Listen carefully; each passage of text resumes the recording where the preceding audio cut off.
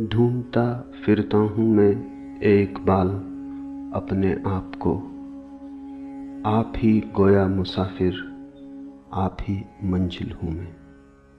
खोज किसकी है?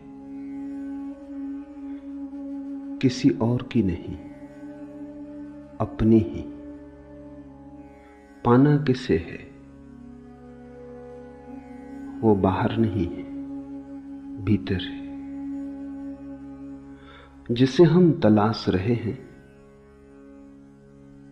वो हमारा स्वभाव है। इसलिए यात्रा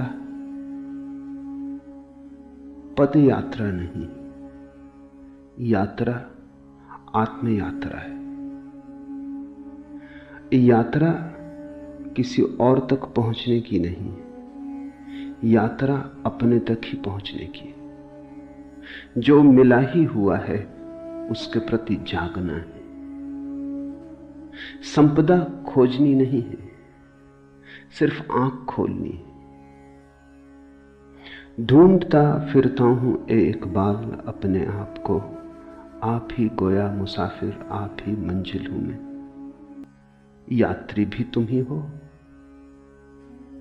यात्रा भी तुम ही हो, यात्रा का लक्ष्य और गंतव्य भी तुम ही हो। इसलिए बिना कहीं जाए भी पहुंचना हो सकता है। जहां बैठे हो वहीं बैठे बैठे भी पहुंचना हो सकता है। जरा भी बिना हिले डुले भी पहुंचना हो सकता है। और जो बाहर खोजने गए वो भटक गए। यात्रा पहले कदम से ही गलत हो गई। जिन्होंने सोचा बाहर है, पहले से ही चूक गए। कहीं जाना नहीं, अपने पास आना है। कहीं खोजना नहीं, अपने भीतर जागना है।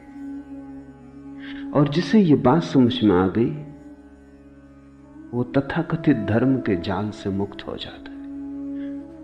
और ध्यान रखना, अधर्म से मुक्त होना कठिन नहीं, धर्म से मुक्त होना कठिन है।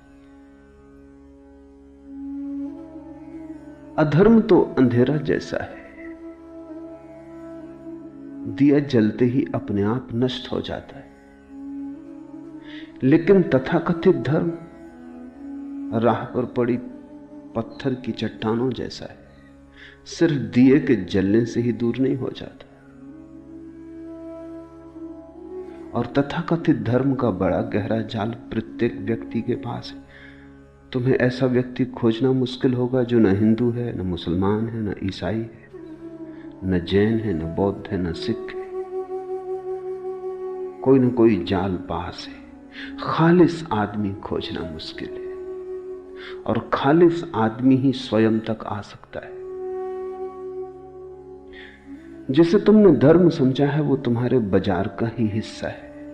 और जिसे तुमने मंदिर समझा है वो परमात्मा के नाम की दुकान है। कुछ दिन पहले मैं एक कहानी पढ़ता था। एक गांव में एक महाकंजूस था, यहूदी या कहीं मारवाड़ी।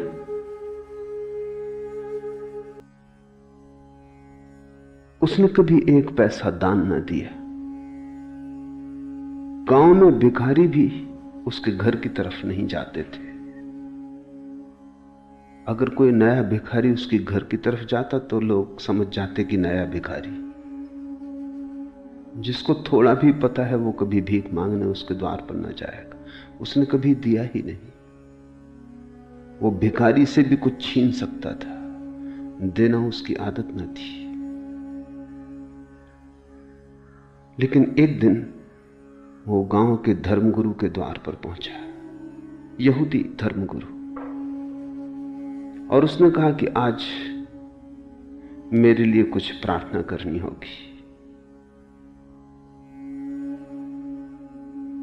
धर्मगुरु ने सोचा कि अब प्रार्थना करवाने आया है तो कुछ दान करवा लेने का मौका है।